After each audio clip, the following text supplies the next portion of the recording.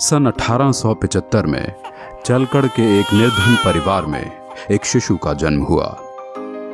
बृहस्पतिवार को जन्म लेने के कारण इस बच्चे का नाम बिरसा रखा गया। किसे पता था कि एक दिन यह बालक जंगलों में रहने वाले हिंदू समाज को उनके गौरव की याद दिलाने वाला बिरसा मुंडा बनेगा।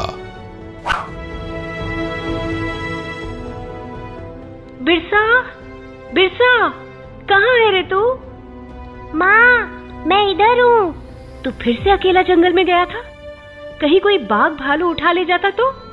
माँ, तू फिक्र मत कर, ये जंगल मेरा दोस्त है, इसके सभी जानवर मेरे भाई। बिरसा पढ़ाई में तेज था और ये देखकर उसका दाखिला मिशनरी स्कूल में करवा दिया गया,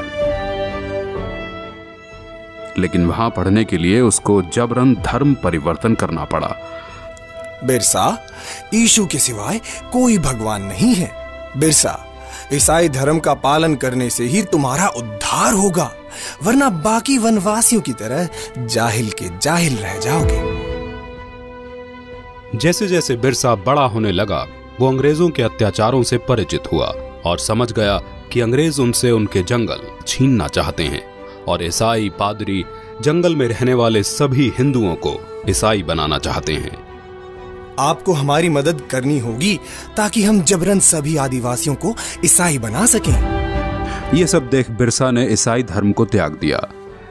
एक वैष्णव गुरु से दीक्षा लेकर बिरसा भगवान विष्णु और तुलसी की पूजा करने लगा। हम आदिकाल से इन जंगलों में वास करते आए हैं, ये जंगल हमारे हैं। धर्म परिवर्तित करके अंग्रेज हमसे हमारे जंगल नहीं छीन सकते। भाइयों, अंग्रेजों के सामने मत झुको, आत्मसम्मान के लिए खड़े हो। बिरसा के अनुयायी गांव-गांव में जाकर बिरसा की इस शिक्षा का प्रचार करने लगे। उसके कहने से वनवासियों ने अंग्रेजों को लगान देना बंद कर दिया। ये सब देख अंग्रेजी हुकूमत तिलमिला गई और उन्होंने बगावत भड़काने के जुर्म के लिए बिरसा को 2.5 साल की कठोर कारावास की सजा सुनाई। लेकिन बिरसा का आंदोलन अब रुकने वाला नहीं था। न वनवासियों ने लगान दिया, न बेगारी की। बिरसा के छूटने पर सारे वनवासी उसके गांव में इकट्ठा हो गए। बिरसा की क्रांति की पुकार से सिंह भूमि, चाईबासा और रांची के जंगल गूंज उठे। अब वक्त आ गया है जब हम अपनी जमीनें अंग्रेजों से वापस लेंगे और एक नए सतयुग का आरंभ होगा। हम इस धरती के पुत्र हैं और यहाँ हमारा राज होगा। बिरसा गांव-गांव घूमकर अंग्रेजों के खिलाफ मोर्चा बढ़ाने लगा। बिरसा के अनुयायी तीर कमान से लड़कर भी अंग्रेजों की बंदूकों पर भारी पड़ने लगे। वे जंगल से आते और अंग्रेजों को मारकर गायब हो जाते।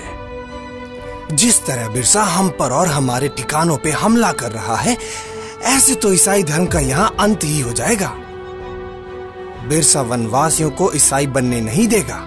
हम बिरसा के सिर पर भारी इनाम रखेंगे, फिर देखते हैं वो भागकर कहाँ जाता है।